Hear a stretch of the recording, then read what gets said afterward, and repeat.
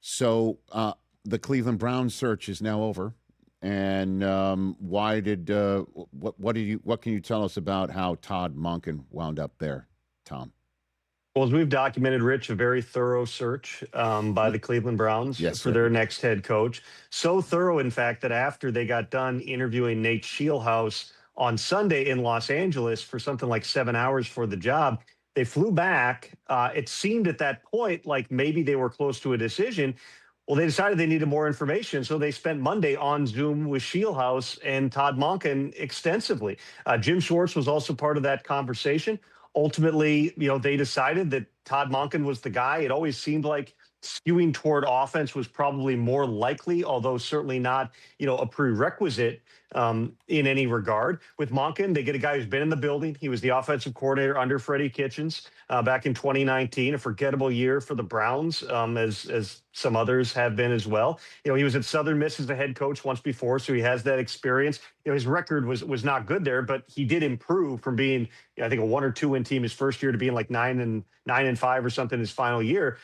So you do have that track record. He has been around development of quarterbacks in good offenses, whether that's at the University of Georgia or with the Ravens. I still, I frankly was surprised that's where they ultimately landed, knowing in part what we reported soon after the hire, Rich, was that Jim Schwartz was going to lose his mind if he didn't get the head coaching job. And that's what happened. He had a meeting that morning as they were finalizing the hire on Monken. He was told he was not getting the job. I've spoken to many people that have spoken to Schwartz and saw his exit. He was not happy. He was visibly upset.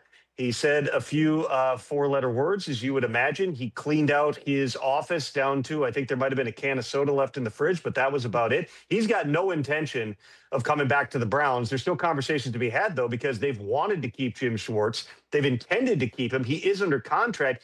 They can tell him, hey, you're going to coach here. You're not going to coach anyplace else. But also, Jim Schwartz is almost 60 years old. He's been there. He's had success.